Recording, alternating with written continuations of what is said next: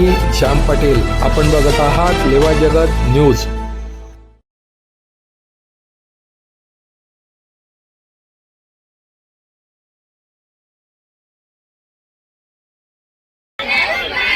फैजपूर नगर परिषदच्या पंचवार्षिक निवडणुकीसाठी इथे आमचे भाजप आणि शिवसेना युतीचं पॅनल आहे.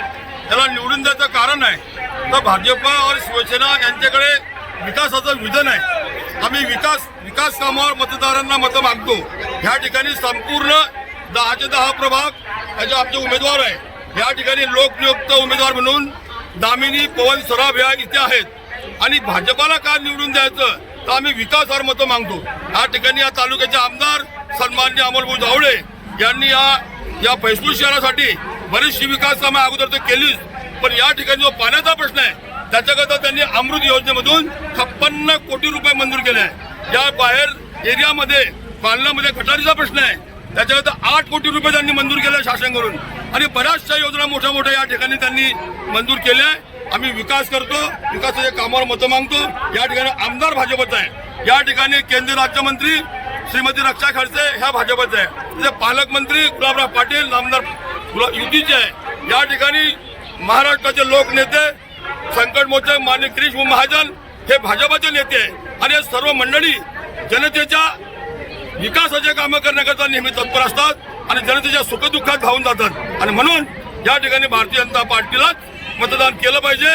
भारतीय जनता पार्टीच्या कमल निशाणी समोर बटन दाबून आम्हाला विजयी करावं अशी विनंती करायला आम्ही आलोय.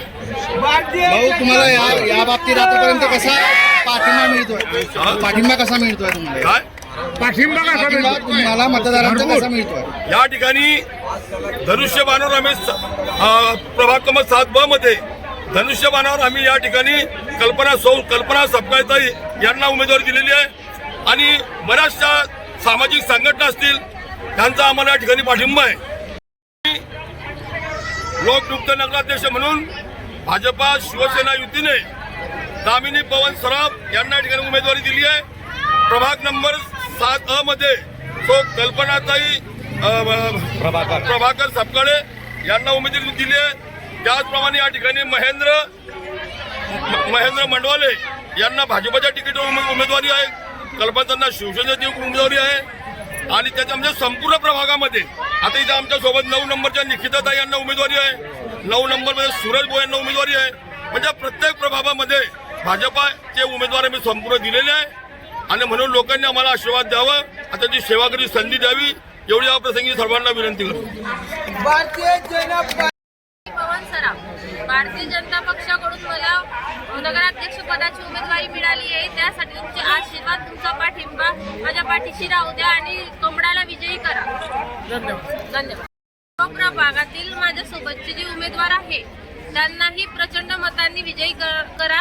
कमळ या निशाणी समोरील बटन दाबून आणि धनुष्यबाण या निशाणी समोरील बटन दाबून आम्हाला सगळ्यांना विजयी करा. नगर परिषदेवर पुन्हा भाजपाचा झेंडा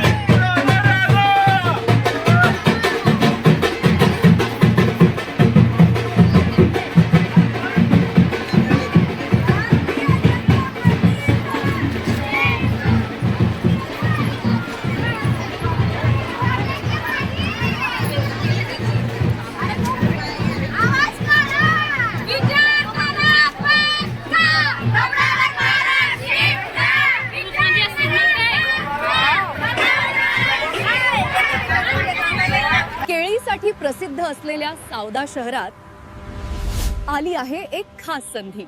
राधाकृष्ण संकुल, रावेर महामार्गलगत LIC बिल्डिंग शेजारी, महेंद्र स्वामींच्या समोर. इथे मिळतील व्यवसायासाठी प्रशस्त दुकाने, राहण्यासाठी आधुनिक 1 BHK फ्लॅट्स, लॉजिंगची सोय आणि टेरेसवर जिमसाठी खास हॉल. संपूर्ण लिफ्ट आणि पार्किंगची सोय असलेली ही जागा आता योग्य त्या भाड्याने उपलब्ध आहे. लेवा जगत यूट्यूब चॅनलमध्ये आपलं स्वागत आहे. आपल्या परिसरातील ताज्या घडामोडी बघण्याकरता आमचे चॅनल सबस्क्राईब करा आणि आपल्या मोबाईलवर बघा ताज्या बातम्या व कमेंट करून प्रतिक्रिया जरूर कळवा. बघत रहा लेवा जगत. धन्यवाद.